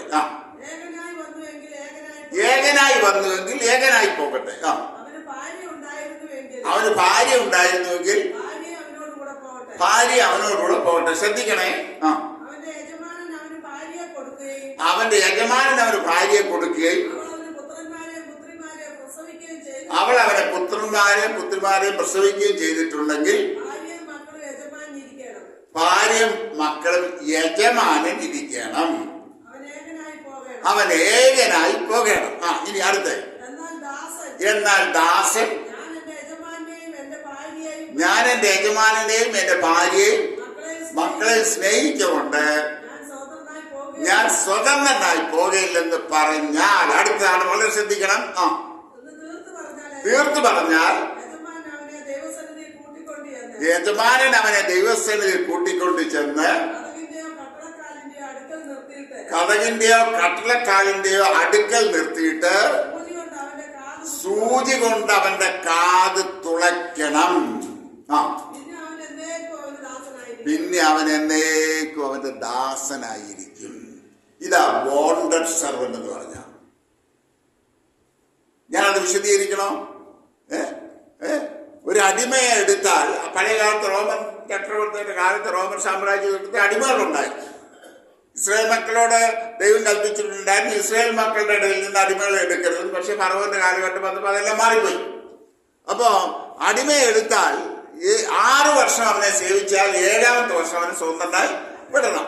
പക്ഷെ അവന്റെ ഭാര്യ മക്കളും എല്ലാവരും കൂടെ ആണ് അടിമയായിട്ട് വന്നെങ്കിൽ അവരെല്ലാവരും സ്വതന്ത്രമായിട്ട് വിടണം. എന്നാൽ യജമാനനാണ് അവന് ഭാര്യയെ കൊടുത്തെങ്കിൽ ആ ഭാര്യയും മക്കളും യജമാനന് തന്നെ ദാസന്മാരായിട്ട് തുടരും. ഇവന് തന്നെ സ്വതന്ത്രനായിട്ട് പോകാം. പക്ഷെ ഇവൻ പറയുകയാണ് ഞാൻ സ്വതന്ത്രനായിട്ട് പോകാൻ ആഗ്രഹിക്കുന്നു, ഞാൻ എൻ്റെ ഭാര്യയും മക്കളെ യജമാനെ സ്നേഹിക്കുന്നതായതുകൊണ്ട് ഞാൻ എന്നേക്ക് ദാസനായിരിക്കൊള്ളാം എന്ന് പറഞ്ഞു കഴിഞ്ഞാൽ യജമാൻ അവനെ കൂട്ടിക്കൊണ്ട് ചെന്ന് കട്ടിളക്കാലിന്മേലോ കുറുമ്പടി മേലോ അവന്റെ ചെവി അങ്ങോട്ട് ചേർത്ത് നിർത്തും. നിർത്തിയിട്ട് നല്ലൊരു കമ്പി പഴിപ്പിച്ച് ഇവന്റെ ചെവി കൂടെ കുത്തി അങ്ങ് തുളച്ച് കട്ടിളക്കാലിന്റെ അവിടെ വരെ ചെല്ലുന്നിടം വരെ തുളയ്ക്കും. ആ ഓട്ട പിന്നെ ഒരിക്കലും പോകത്തില്ല. പാരമ്പര്യ സഭയൊക്കെ വിട്ടു വരുമ്പം ആഭരണം ഒരുമിച്ച് അവരുടെ ചെവിയിലൊക്കെ ഓട്ടയുണ്ട്. ആ ഓട്ടയുടെ കാര്യമല്ലേ ഞാൻ ഈ പറയുന്നത്. കർത്താവിന് വേണ്ടി ബോണ്ടഡ് സർവൻസ് ആകാനാണ് ദൈവം നമ്മളെ കുറിച്ച് ആഗ്രഹിക്കുന്നത്. ഇതൊരു അടുത്ത പടിയാണ്. നമ്മൾ വിശ്വാസികളാകണം, 2ാമത് ശിഷ്യന്മാരാകണം, 3ാമത് ബോണ്ടഡ് സർവൻസ് ആയിട്ട് മാറണം. ചെവികളെ തുളച്ച ദാസന്മാർ. ഈ ചെവികളെ തുളച്ച ദാസന്മാരുടെ പ്രത്യേകത എന്താണെന്നറിയാമോ? അവർക്ക് സ്വന്തമായി ഒരു ഇഷ്ടവുമില്ല, ഒരു താല്പര്യമില്ല, ഒരു അഭിലാഷമില്ല. അവരുടെ ഏക അഭിലാഷം എന്തേ ഉള്ളൂ? യജമാനെ പ്രസാദിപ്പിക്കണം, യജമാന്റെ ഇഷ്ടം ചെയ്യണം. അതുകൊണ്ട് യജമാനന്റെ ഹൃദയം അറിയാൻ എപ്പോഴും അവരിങ്ങനെ വെമ്പലുള്ളൂ. അത് മാത്രമല്ല, യജമാനോട് അവർ ചേർന്ന് കിടക്കും. യജമാന്റെ ഇഷ്ടങ്ങളും അനിഷ്ടങ്ങളും താല്പര്യങ്ങളും എല്ലാം അവന്റെ ഭാര്യയെക്കാട്ടിലും മക്കളെക്കാട്ടിലും കൂടുതൽ അറിയുന്നവനാണ് ഈ ബോണ്ടഡ് സെർവന്റ്, ഈ ചെവി തുളച്ച ദാസൻ. കാരണം യജമാൻ എപ്പോഴും അവനെ വിളിക്കുക, അവനാണ് എല്ലാ കാര്യങ്ങളും അറിഞ്ഞു ചെയ്യുന്നത്. ഇനി ഇതിന്റെ ഒരു പ്രത്യക്ഷ അടയാളം നമുക്ക് മുടിയപുത്രന്റെ കഥയിൽ കാണാൻ പറ്റും. ആ ഭാഗത്തേക്ക് നമുക്ക് വരാം. അവിടെ നമുക്ക് ഭാഗമൊന്നും എടുക്കണമെന്നില്ല, നമുക്ക് അറിയാവുന്ന ഭാഗമാണല്ലോ, ഓടിച്ച് നമുക്ക് പോകാം. അവിടെ എത്ര പുത്രന്മാരുടെ കാര്യം പറഞ്ഞിരിക്കുന്നത്? 2 പുത്രന്മാർ, മൂത്ത പുത്രനും ഇളയ പുത്രൻ. മൂത്ത പുത്രന് ഒരു പേര് വേണം നമുക്ക് കൊടുക്കാം, അപ്പന്റെ ഭവനത്തിൽ ഇരുന്ന് മുടിഞ്ഞു പോയ. ആണോ? നിങ്ങളാരും യോജിക്കുന്നില്ലയോ? അവൻ അപ്പന്റെ ഭവനത്തിൽ നിന്ന് മുടിഞ്ഞു പോയവനാ. കാരണം അവൻ സദാസമയം എന്തുവാ? പിറുപിറുക്കുക. അപ്പൻ എനിക്ക് അതൊന്നുമില്ല. അപ്പന്റെ കൂട്ടുകാരോടുകൂടി എല്ലാം അപ്പൻ വലിയ സദ്യ ഒരുക്കുന്നു, ആടിനെ കൊല്ലുന്നു, തിന്നുന്നു, ആനന്ദിക്കുന്നു. ഞാൻ എൻ്റെ കൂട്ടുകാരുമായിട്ട് ഒന്ന് ഉല്ലസിക്കാൻ ഇതേവരെ ഒരാടിനെ പോലും എനിക്ക് തന്നിട്ടില്ല. സർവത്ര പിറുപിറുത്തും പല്ല് കടിച്ചും ഞരങ്ങിയും മൂടിക്കൊണ്ട് അപ്പന്റെ ഭവനത്തിൽ കഴിയുന്ന മൂത്ത മുടിഞ്ഞ പുത്രൻ. നമ്മളിങ്ങനെയാണോ? ഞാൻ പ്രാർത്ഥിച്ചിട്ട് എത്ര നാളായിട്ട് പ്രാർത്ഥിക്കുന്നു കർത്താവ്, ഇതേവരെ എനിക്ക് മറുപടി തന്നില്ല. ഈ രോഗം എന്നെ വിട്ടുമാറാൻ ഞാൻ എത്ര നാളായിട്ട് പ്രാർത്ഥിക്കുന്നു, ഇതെന്നെ വിട്ടുമാറിയിട്ടില്ല. അത് ഞാൻ ചോദിച്ചു, നീ എനിക്ക് തന്നില്ല. മറ്റവർക്ക് കൊടുത്തു. എന്നെക്കാട്ടിലും വളരെ കുറച്ച് മാത്രം പ്രാർത്ഥിക്കുന്ന, വളരെ കുറച്ച് മാത്രം അന്യഭാഷ പറയുന്ന അവർക്ക് എന്തെല്ലാം കൊടുത്തു. എനിക്ക് മാത്രം ഞാൻ അന്യഭാഷ പറയുന്ന, സ്ഥിരമായിട്ട് റെഗുലറായിട്ട് വന്ന് നിന്നെ ആരാധിക്കുന്ന, നിന്റെ വേല ചെയ്യുന്ന, നിനക്ക് ശുശ്രൂഷ ചെയ്യുന്ന എനിക്ക് അത് തന്നില്ല, ഇത് തന്നില്ല, എന്റെ മോന് ജോലി തന്നില്ല, എന്റെ മോക്ക് കല്യാണം നടന്നില്ല, എന്തെല്ലാം കുറുകുറുപ്പുകളാണ് അല്ലേ അപ്പന്റെ വീട്ടിൽ. പക്ഷേ ഈ ബോണ്ടഡ് സെർവന്റിന് ഇത് വല്ലതും ഉണ്ടോ? ഈ ചെവി തുളയ്ക്കപ്പെട്ട ദാസൻ ഇത് വല്ലതും ഉണ്ടോ? അവന് പിറുപിറുപ്പില്ല, അവന് സന്തോഷമില്ല. യജമാനനെ സേവിച്ച് സന്തോഷത്തോടെ ജീവിക്കുന്നവൻ. രണ്ടാമത്തെ ഒരു മോനുണ്ട്. നമ്മൾ അവനെ എന്താ വിളിക്കും? മുടിയാൻ പുത്രൻ. അവൻ പുറത്തു പോയി മുടിഞ്ഞവനാ. ഒരുത്തൻ അകത്തിരുന്ന് മുടിഞ്ഞു, രണ്ടാമത്തവൻ പുറത്തു പോയി മുടിഞ്ഞു. ഇവൻ തിരിച്ചു വന്നപ്പോഴേ ഇവന്റെ നോട്ടം എന്തുവാ?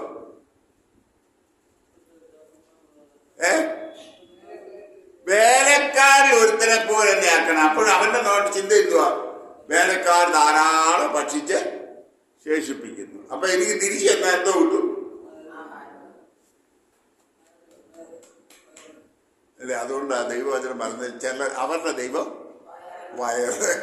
ചുമ്മാതല്ല ദൈവവചനം പറയുന്നത്. ഈ വയറിന് വേണ്ടി എന്തോ ഒരു കഷ്ടപ്പാടല്ലേ അല്ലേ? ആളുകളുടെ പോക്കറ്റിൽ, വിശ്വാസികളുടെ പോക്കറ്റിൽ ഇരിക്കുന്ന പണം എങ്ങനെ അടിച്ചു മാറ്റാമെന്ന് എന്തെല്ലാം അഭ്യാസങ്ങളും വിദ്യകളും പ്രകടനങ്ങളും നമ്മളിന്ന് കണ്ടുകൊണ്ടിരിക്കുന്ന സുവിശേഷ ഓളത്തിൽ. യജമാനരെ പ്രസാദിപ്പിക്കുന്നതല്ല അവരുടെ വിഷയം. അവരുടെ വിഷയം വൈദ്യപ്പെടുത്തും. പ്രിയമുള്ളവരെ, ഇതൊക്കെ നമുക്ക് വലിയ പാഠമാണ്. അവന് തിരിച്ചു വരുമ്പോൾ അവന്റെ ആഗ്രഹം വേലക്കാരനെ പോലെ നീ എന്നെ ആക്കിയാൽ മതി. പക്ഷേ മൂന്നാമതൊരു കൂട്ടർ അവിടെ ഉണ്ട്. ഇത് നമ്മൾ ഇതേവരെ ചിന്തിച്ചിട്ടില്ലാത്തൊരു വിഷയമാണ്. എനിക്ക് പോലും ഈ അടുത്ത സമയത്ത് ഒരു ദൈവദാസന്റെ പ്രസംഗത്തിൽ കൂടെ അത് വെളിപ്പെട്ടത്. അന്നേരമാണ് അത് കഴിഞ്ഞപ്പോൾ കർത്താവിനോട് പറഞ്ഞു, അദ്ദേഹത്തിന്റെ പ്രസംഗം വേറെ ലൈനിലാണ്, 2 മണിക്കൂറോളം ഉണ്ട്. അപ്പൊ അത് നമുക്ക് പറ്റത്തില്ല. അപ്പൊ ഞാനത് കുറച്ചുകൂടെ എടുത്തിട്ട് ദൈവത്തിനായിരുന്നു എനിക്ക് വേറെ ചില പോയിന്റ്സ് തന്നു.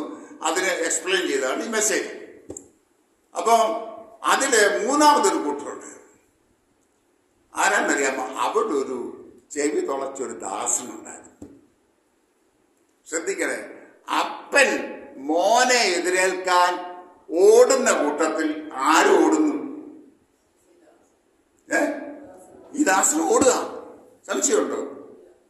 കാരണം ഓടുന്ന ഓട്ടത്തിൽ അപ്പൻ വിളിച്ചു പറയുക, എടാ വേഗം മേൽത്തരമായ അങ്കി കൊണ്ടുവാ. ചേടാ, അപ്പം ആ മോൻ ഇറങ്ങിയ പോയ നാളെ അപ്പൻ എന്തോ എഴുതി വെച്ചിട്ടുണ്ടായിരുന്നു? വളരെ എന്റെ മോൻ പോയാലും അവൻ മടങ്ങി വരും. ഞാൻ അവനെ അത്ര സ്നേഹിച്ചതാ. അവന്റെ സ്നേഹത്തെ ഓർത്ത് എല്ലാം നഷ്ടപ്പെടുമ്പോ അവൻ മടങ്ങി വന്നാൽ ഞാൻ 2 കൈ നീട്ടി സ്വീകരിക്കുമെന്ന് പറഞ്ഞുകൊണ്ട് അപ്പൻ അവന് വേണ്ടി ഒരുക്കി വെച്ചൊരു മനോഹരമായ വസ്ത്രം ഉണ്ടായിരുന്നു. ഈ വസ്ത്രം എവിടാന്ന് ആർക്കേ അറിയത്തുള്ളൂ? ദാസൻ. ഈ ചെവി തുളച്ച യജപുജി ദാസനെ അറിയത്തുള്ളൂ. ദാസന്മാരോട്, അതെ, അനേക ദാസന്മാർ കാണുമായിരിക്കും. ഞാൻ ഒരു സ്പെസിമെൻ എടുക്കുക. അപ്പൊ ഇവർ ഓടുക. അപ്പോ ഈ ദാസനറിയാം എവിടാ ഉടുപ്പ് വെച്ചിരിക്കുന്നത്. അടുത്ത ഉത്തരം എന്തുവാ? അവന്റെ വിരലിന് മോതിരം കൊണ്ടുവരികയും. അപ്പൊ മോതിരം അന്നേരം പണിക്കെടുക്കാൻ പറ്റുമോ? ഈ മോന്റെ വിരലിന് പറ്റിയ മോതിരമാണല്ലോ. അപ്പൊ മോൻ ഇറങ്ങിപ്പോയ നാളിലേ അപ്പൻ കരുതി വെച്ചു, എന്റെ മോൻ മടങ്ങി വരും. അവന്റെ വിരലിന് ചേരുന്ന ഒരു മോതിരം പ്രിപ്പയർ ചെയ്തിട്ട് തന്റെ ചെവി തുളച്ച ദാസനോട് പറഞ്ഞു, എടാ മടങ്ങി വരുമ്പം ഇത് മോതിരം അവിടെ വെച്ചേക്കണം, ഞാൻ പറയുമ്പോൾ ഇത് എടുത്തോണ്ട് വരണം. അപ്പൊ ഈ ദാസനറിയാം എവിടെ മോതിരം ഇരിക്കുന്നതെന്ന്. ധരിപ്പിച്ച കാളക്കുട്ടി അല്ലേ? എത്രയോ വർഷങ്ങളായി അപ്പം കരുതി വെച്ച കുട്ടിയെ പല പ്രാവശ്യം ചിലപ്പോൾ ഈ ദാസൻ ചെന്ന് ചോദിച്ചിട്ടുണ്ടാവും, വന്ന് വളരെ പ്രധാനപ്പെട്ട ഒരു അതിഥിയാ വന്നേക്കുന്നേ, ഞാൻ ഈ കാളക്കുട്ടിയെ അങ്ങ് അറുത്തോട്ടെ, നല്ല കാളക്കുട്ടിയാ, നല്ല കൊഴുത്ത് തട്ടിച്ചിരിക്കുക, ഞാൻ ഇതിനെ അറുത്ത് എല്ലാവർക്കും നമുക്ക് ഭക്ഷിച്ച് ആനന്ദിക്കാം. അപ്പം പറഞ്ഞു, ഇല്ല, അതെന്റെ മോന് വേണ്ടി ഞാൻ കരുതിയതാ. അവൻ മടങ്ങി വരും. മടങ്ങി വരുമ്പോൾ അവന് കൊടുക്കാനുള്ളതാണ്. അത് മറ്റാർക്കും അവകാശപ്പെട്ടതല്ല. ദൈവവേദനയെ നിനക്കും എനിക്കും അവകാശപ്പെട്ടത് ചിലത് അവൻ സൂക്ഷിച്ചു വെച്ചിട്ടുണ്ട്. നീ അവന്റെ അടുക്കലേക്ക് ചെന്നാൽ അവൻ അത് ഒരുക്കി വെച്ചത് നിനക്ക് എടുത്തുതരും. പക്ഷേ ഇതിനെല്ലാം സഹായമായി തീർന്ന ഒരു ബോണ്ടഡ് സെർവന്റ് അല്ലെങ്കിൽ ബോണ്ടഡ് സെർവൻസ്, യജമാനന്റെ ഇഷ്ടം അറിയാൻ അവനോടുകൂടെ ഓടുന്നവർ, അവനോടുകൂടെ നടക്കുന്നവർ, അവന്റെ ആഗ്രഹം അറിഞ്ഞ് പ്രവർത്തിക്കുന്നവർ. ഇന്ന് ഈ നാടുകളിൽ ഇങ്ങനെ ചെവി തുളയ്ക്കപ്പെട്ട ചില ദാസന്മാരെയും ദാസിമാരെയും അവന് ആവശ്യമുണ്ട്. ഈ തലമുറയിൽ അവന്റെ ഇതൊക്കെ നിവർത്തിക്കാൻ ഹല്ലേലൂയ അവന്റെ ഇഷ്ടം പൂർണ്ണമായി അറിയാൻ, അതിനനുസരിച്ച് അവന്റെ ചെവി തുളയ്ക്കപ്പെട്ട ദാസന്മാരായിരിക്കാൻ ദൈവം നമ്മളെ കുറിച്ച് ആഗ്രഹിക്കുക. അങ്ങനെയാണെങ്കിൽ നമുക്കുള്ളൊരു പ്രതിഫലമുണ്ട്. അതും കൂടെ ചിന്തിച്ച് ഞാൻ എൻ്റെ വാക്യങ്ങൾ അവസാനിപ്പിക്കാൻ ആഗ്രഹിക്കുക. മലാക്കി പ്രവചന പുസ്തകം 3-ാം അധ്യായത്തിന്റെ 17-ാം വാക്യം. മലാക്കി 3:17. ഞാൻ ഉണ്ടാക്കുവാനുള്ള ദിവസത്തിൽ അവർ എനിക്ക് നിക്ഷേപമായിരിക്കും. ആര്? എന്റെ ബോണ്ടഡ് സെർവൻസ്. ഞാൻ ഉണ്ടാക്കുവാനുള്ള ദിവസത്തിൽ അവർ എനിക്കൊരു നിക്ഷേപം. നാം ബോണ്ടഡ് സെർവൻസ് ആണെങ്കിൽ നാം ആരാ? അവന്റെ നിക്ഷേപമാണ്. ഒരു വാക്യം കൂടെ വായിക്കാം.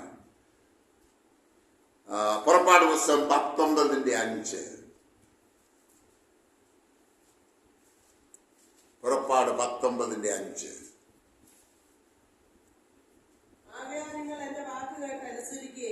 ആകയാൽ നിങ്ങൾ എന്റെ വാക്ക് കേട്ട് അനുസരിക്കുകയും എന്റെ നിയമം പ്രമാണിക്കുകയും ചെയ്താൽ നിങ്ങൾ എനിക്ക് സകല ജാതികളിലും വെച്ച് പ്രത്യേക സമ്പത്തായിരിക്കും. നമ്മൾ അവന്റെ പ്രത്യേക സമ്പത്താകണമെങ്കിൽ, അവൻ ഉണ്ടാക്കുവാനുള്ള നാളിൽ നാം അവന്റെ നിക്ഷേപമാകണമെങ്കിൽ, നമുക്ക് വേണ്ടി ബോണ്ടഡ് സെർവൻസിന് വേണ്ടി നമ്മുടെ യജമാനൻ കരുതി വെച്ചതിതാ. പ്രിയമുള്ളവരെ, കർത്താവിന്റെ വരവ് എപ്പോഴും സംഭവിക്കാം. പക്ഷേ ഈ നാളുകളിൽ നമ്മൾ ഉണർന്നും ജാഗരിച്ചും ഇരിക്കണം. അതിനായിട്ട് ഒരൊറ്റ വാക്യം മാത്രം പറഞ്ഞ് ഞാൻ ആ ഭാഗം വിടാൻ ആഗ്രഹിക്കുക. റോമർക്ക് എഴുതിയ ലേഖനം 11-ാം അധ്യായത്തിന്റെ 12-ാം വാക്യം. എപ്പോഴാ കർത്താവിന്റെ വരവ് സംഭവിക്കുന്നത്? റോമർ 11:12. എന്നാൽ അവരുടെ ലംഘനം ലോകത്തിന് ധനവും അവരുടെ നഷ്ടം ജാതികൾക്ക് സമ്പത്തും വരുവാൻ കാരണമായെങ്കിൽ അവരുടെ യഥാസ്ഥാനം എത്രയധികം. ഞാൻ അതൊന്ന് വിശദീകരണം ആവശ്യമാണ്. അവരുടെ ഭ്രംശം അവരെന്ന് പറയുന്നത് യഹൂദ ജാതിയെ ദൈവം തള്ളിക്കളഞ്ഞത് കൊണ്ട് ജാതികളായ നമുക്ക് എന്ത് കിട്ടി? രക്ഷ കിട്ടി. എന്നാൽ യഹൂദനെ ഇപ്പൊ വീണ്ടും ദൈവം അംഗീകരിച്ചത് കൊണ്ട് ഇനി അടുത്ത് എന്ത് നടക്കണം? മരിച്ചവരുടെ ഉയർപ്പ് നടക്കണം. അപ്പൊ യഹൂദൻ വീണ്ടും രാജ്യം സ്ഥാപിച്ചത് കൊണ്ട് കർത്താവിന്റെ രണ്ടാമത്തെ വരവ് ഏത് സമയത്തും സംഭവിക്കാം. കർത്താവിന്റെ വരവെങ്കിൽ എന്ത് സംഭവിക്കും? വിശുദ്ധന്മാർ എടുക്കപ്പെടും, അല്ലെ? കർത്താവായ യേശു ക്രിസ്തുവിനെ രക്ഷിതാവും കർത്താവുമായി സ്വീകരിച്ച് തങ്ങളെ തന്നെ വിശുദ്ധിയിൽ സൂക്ഷിച്ച് അവന്റെ വരവ് വരെ നിൽക്കുന്നവർ എടുക്കപ്പെടും, സംശയമൊന്നുമില്ല. എന്നാൽ ഈ ആദ്യത്തെ 7 വർഷത്തെ മധ്യാകാശ വാഴ്ചയിൽ പ്രതിഫലം നൽകുന്ന വർഷമാണ്. ആർക്കുള്ള പ്രതിഫലം? വിശ്വാസികൾക്കുള്ള പ്രതിഫലം, ദൈവമക്കൾക്കുള്ള പ്രതിഫലം, മധ്യാകാശത്തിൽ എടുക്കപ്പെട്ടവർക്കുള്ള പ്രതിഫലം ആ നാളിലെ വിതരണം ചെയ്യുന്നത്. ആ നാളിൽ വിതരണം ചെയ്യുമ്പോഴാണ് നമ്മുടെ പ്രവൃത്തിയൊക്കെ ശോധന ചെയ്യപ്പെടുന്നത്, അല്ലേ? കഴിഞ്ഞ ദിവസം പ്രിൻസ് തോമസ് പൗർവിഷിൽ പ്രസംഗിക്കാൻ വന്നപ്പോൾ ഒരു കെട്ട് പുല്ലും ഒരു കെട്ട് മരവും എല്ലാം കൂടെ എടുത്തോണ്ട് ഒരു സ്വർണ്ണമോതിരം ആരാണ്ട് അടുത്തുനിന്ന് കടം വാങ്ങിച്ചോണ്ട് പ്രസംഗിക്കാൻ വന്നു. അപ്പൊ അദ്ദേഹം പ്രസംഗിച്ചപ്പോൾ പറഞ്ഞു, ഇവിടെ ഞാൻ വലിയ കൺവെൻഷൻ പ്രസംഗനാണ്, ഞാൻ പവർ വിഷനിലെ പ്രസംഗനാണെന്നൊക്കെ പറഞ്ഞ് ഞാനിങ്ങനെ ഈ ബ്രോയിലർ കോഴിയുടെ കണക്ക് ഇങ്ങനെ ചീർത്തിരിക്കുക. അപ്പം ഞാൻ ദൈവസേനയിൽ ചെല്ലുമ്പോൾ കർത്താവ് വന്നു എടുക്കപ്പെട്ടു. ഞാൻ ദൈവസേനയിൽ ചെന്നപ്പം ഞാൻ വലിയൊരു കൂട്ടം പോച്ചയും കൊണ്ടാണ് അങ്ങോട്ട് ചെന്നത്. പോച്ചയും കൊണ്ട് അങ്ങോട്ട് ചെന്നപ്പം കർത്താവ് പറഞ്ഞു, ഓക്കെ മോനെ, ഈ തീ കൂടെ ഒന്ന് കടന്നു. തീ കൂടെ കടന്നു കഴിഞ്ഞപ്പോൾ പോച്ചയെല്ലാം എന്ത് ചെയ്യും? വെന്തുപോയി. രണ്ടാമത് ഒരു കൂട്ടം നല്ല നല്ല മരക്കഷ്ണങ്ങൾ തലയിൽ വെച്ചോണ്ട് എടുത്തു വെച്ചു. എന്നിട്ട് പറഞ്ഞു, വേറൊരു ഉപദേശിക്കും. ഒത്തിരി കർത്താവിനോട് കർത്താവ് നോക്കിക്ക് എന്തോ വലിയ തടികളാന്ന് ഞാൻ നിനക്ക് വേണ്ടി അധ്വാനിച്ചതിന്റെ ഒക്കെ സിംബൽസ് പറഞ്ഞു. ഓക്കെ മോനെ, നീ തീ കൂടെ ഒന്ന് കടന്നു. മരം തീ കൂടെ കടന്നപ്പോഴോ അതും വെന്തുപോയി. അടുത്തൊരു സ്വർണ്ണമോതിരം അലങ്കാരികമാണ്. എന്ന് പറഞ്ഞാൽ ചിലരൊക്കെ ഇനി ഞാൻ മരിക്കുമ്പോഴും സ്വർണ്ണമോതിരം എൻ്റെ വിരലിൽ അണിയിച്ചേച്ച് വേണം അങ്ങോട്ട് വിടാനെന്നൊന്നും ആരും കയറി വാരി പിടിച്ചേക്കരുത്. കാരണം അവിടെ ചെല്ലുമ്പോൾ സ്വർണ്ണമോതിരം കൊണ്ട് എന്ന് പറഞ്ഞിട്ട് അല്ലേ, അതിന് നമുക്ക് വകുപ്പില്ല. പ്രിയമുള്ളവരെ, അവിടെ എന്താ സ്വർണം തീയിൽ കൂടെ കിടക്കുമ്പോഴോ അതൊന്നുകൂടെ പ്യൂരിഫൈ ചെയ്ത് തേജസ്സുള്ളതായി പുറത്തു വരും. പ്രിയമുള്ളവരെ, കർത്താവിന്റെ വരവിങ്കിൽ എടുക്കപ്പെടുമ്പോഴേ ആരൊക്കെയാണ് അവന്റെ ദാസനെന്നും ദാസിയെന്നും ആരൊക്കെയാണ് ആത്മാർത്ഥമായി കർത്താവിന് വേണ്ടി പ്രവർത്തിച്ചതെന്നും അന്ന് വെളിപ്പെടുന്നൊരു നാളുണ്ട്. അതാണ് കർത്താവിന് നിശ്ചയിച്ച ദിവസം, കർത്താവ് ഉണ്ടാക്കുവാനുള്ള ദിവസമത. ആ നാളിൽ ഞാനും നിങ്ങളും ഉറച്ചു നിൽക്കാൻ കഴിയണം. സ്വർണം പോലെ ഊതിക്കഴിച്ച് പൊന്നുപോലെ ശോഭയുള്ളവനായി പുറത്തു വരുന്ന അവന് വേണ്ടി ചെവി തുളയ്ക്കപ്പെട്ട ശിഷ്യരും ശിഷ്യയുമായി നമ്മളെ തന്നെ നമുക്കൊന്ന് ദൈവസന്നിധിയിൽ ഏൽപ്പിച്ചു കൊടുക്കാം. നമ്മളൊക്കെ വിശ്വാസികളാണ്. പോരാ, കർത്താവ് ആഗ്രഹിക്കുന്നത് വെറും വിശ്വാസിയായിരിക്കാനല്ല, അടുത്ത പടിയിലേക്ക് കയറണം. അവന്റെ ശിഷ്യനായിരിക്കാൻ, ശിഷ്യയായിരിക്കാൻ. പോരാ, അതിന്റെ അടുത്ത പടിയിലേക്ക് നമ്മൾ കയറണം. അവന് വേണ്ടി ചെവി തുളയ്ക്കപ്പെട്ട ദാസനും ദാസിയുമായിരിക്കാൻ. കർത്താവേ, എന്റെ ഇഷ്ടമല്ല നിന്റെ ഇഷ്ടം, എന്റെ താല്പര്യങ്ങളല്ല നിന്റെ താല്പര്യങ്ങൾ, എന്റെ ആഗ്രഹങ്ങളും അഭിലാഷങ്ങളുമല്ല നിന്റെ ആഗ്രഹങ്ങളും അഭിലാഷങ്ങളും എൻ്റെ ജീവിതത്തിലൊക്കെ പൂർണ്ണമായി നിവർത്തിച്ചെടുക്കണമേ. അതിനായിട്ട് ഞാൻ എന്നെ തന്നെ നിന്റെ കരങ്ങളിൽ സമർപ്പിക്കുന്നു എന്ന് നമുക്ക് പ്രാർത്ഥിക്കാം. നമുക്ക് തലയില വണക്കാം. അല്പസമയം നമുക്ക് നമ്മളെ തന്നെ ദൈവസന്നിധിയിൽ പ്രതിഷ്ഠിക്കാനുള്ള സമയമായിട്ട് നമുക്ക് ഈ സമയമെടുക്കാം. എല്ലാവരും തലയില വണക്കാം, പ്രാർത്ഥിക്കാം.